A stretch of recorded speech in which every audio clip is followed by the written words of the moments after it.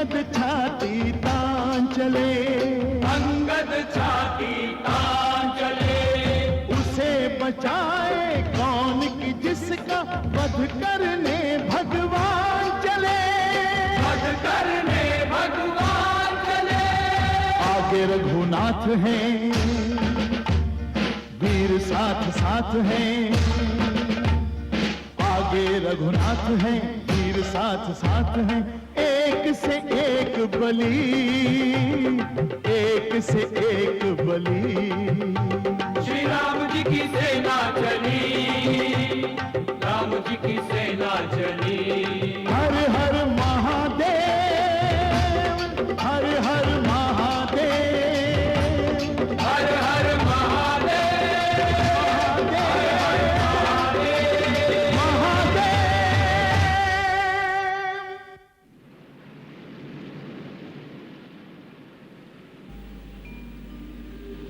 सागर तट पर आ गए सैन्य सहित श्री राम,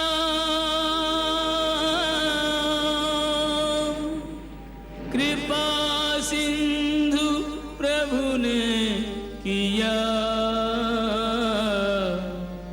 सागर देख प्रणाम।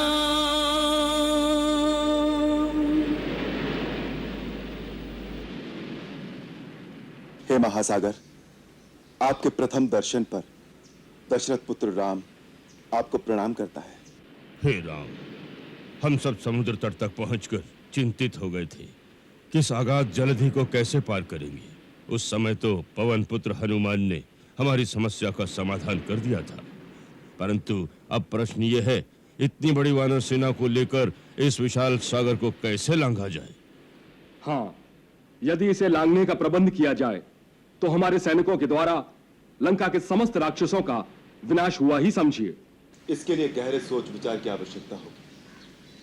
तब तक आप सेनापतियों से कहिए अपने अपने पड़ाव डाल दें और समस्त युद्धपति सावधान रहकर सेना के चारों ओर पहरे का प्रबंध रखें, ताकि राक्षसों द्वारा किसी गुप्त आक्रमण की आशंका न रहे। जो आज्ञा प्रभु।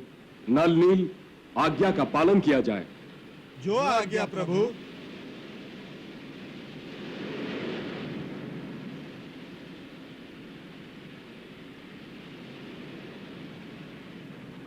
लक्ष्मण,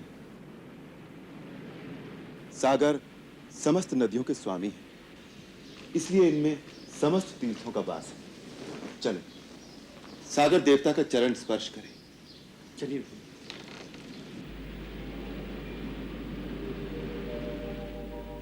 मर्यादा में एक से सागर और श्री राम, अपनी उपमा देख कर प्रभु ने किया प्रणाम।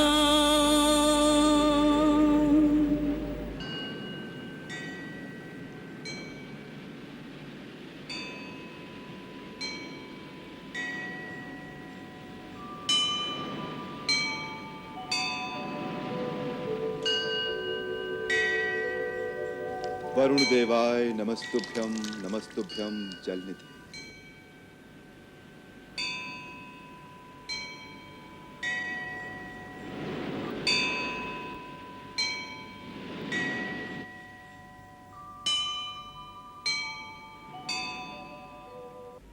भैया, क्षितिज के उस पार कहीं भाभी बैठी आपकी राह निहार रही होंगी। यदि इस समय उन्हें कोई बता पाता कि हम लोग सेना लेकर समुद्र के तट पर पहुंच चुके हैं, तो उनकी बुझती हुई आशा में फिर प्राण आ जाएंगे। हाँ लक्ष्मण, काश इस समय उसे कोई यह बता सकता कि समुद्र के दूसरे तट पर खड़ा मेरा हृदय उसे पुकार रहा है, परंतु उसे यह सब बताएगा कौन? बीच में तो जैसे सागर और आकाश ने मिलकर दृष्टि का रास्ता भी रोक दिया है। सीता, धीरज रखना प्रिय।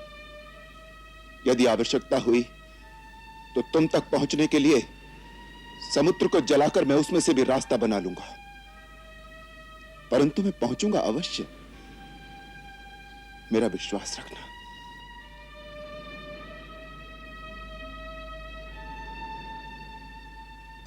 माता, आज बड़े ही शुभ शुकुन हो रहे हैं।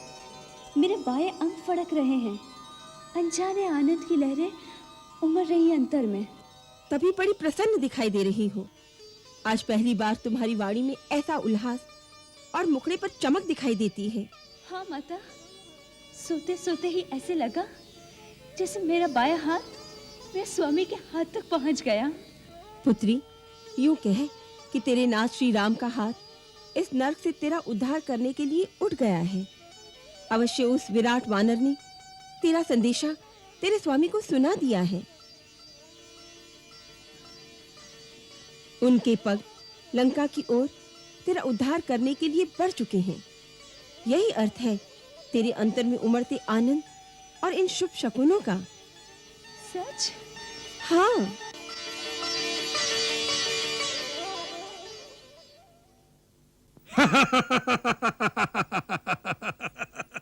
सहसा बड़े अशुभ अपशकुन हो रहे हैं नाथ।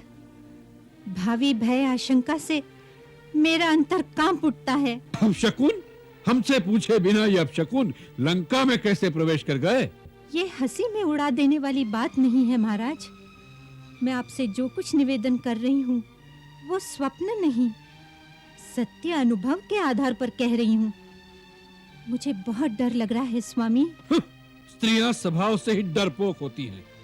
वैसी डरपोक मैं नहीं हूँ महाराज। मैं त्रिलोक विजेता दशानन लंकेश की पटरानी हूँ। मुझे किसी का भय नहीं है नाथ।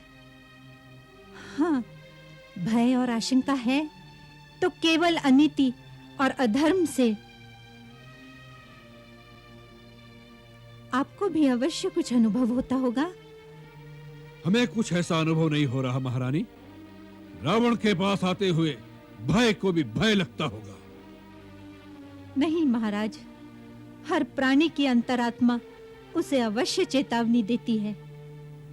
हाँ, वो दूसरी बात है कि अपने अहंकार और जय जयकार में उसे वो आवाज सुनाई नहीं देती।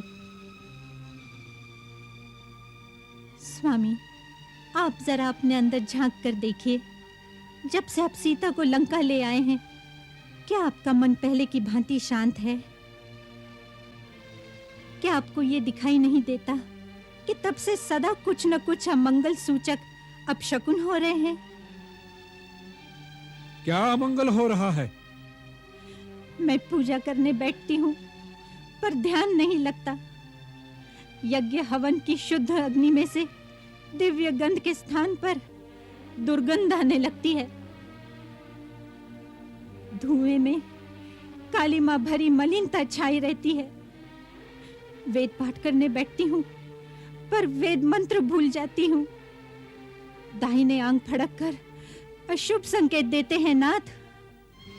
तुम्हारे निर्बल मन की आशंका का क्या उपाय हो सकता है?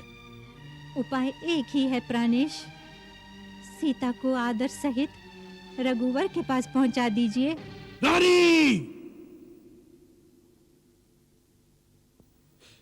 अब पता चल गया तुम्हारी असली अमंगल की आशंका का कारण। सीता का सौत या डवा। नहीं, सीता मेरी सौत नहीं। किंतु होगी, अवश्य होगी। और उस दिन से तुम्हारा पटरानी पद छिन जाएगा। इसी अमंगल की आशंका से अधीर रहती हो तुम। मंगल हो या अमंगल, अब सीता जिएगी तो लंका में और मरेगी तो लंका में। क्या बात है? किस लिए ये नाद है? त्रिलोक विजेता लंकेश्वर महाराज की जय हो। गुप्तचर समाचार लाए हैं महाराज। क्या समाचार लाए हैं? महाराज, समाचार है सीता का पति राम अपने भाई लक्ष्मण और किष्किंधा के राजा सुग्रीव की बहुत बड़ी वानर सेना के साथ सिंधु के उस पार आ गया।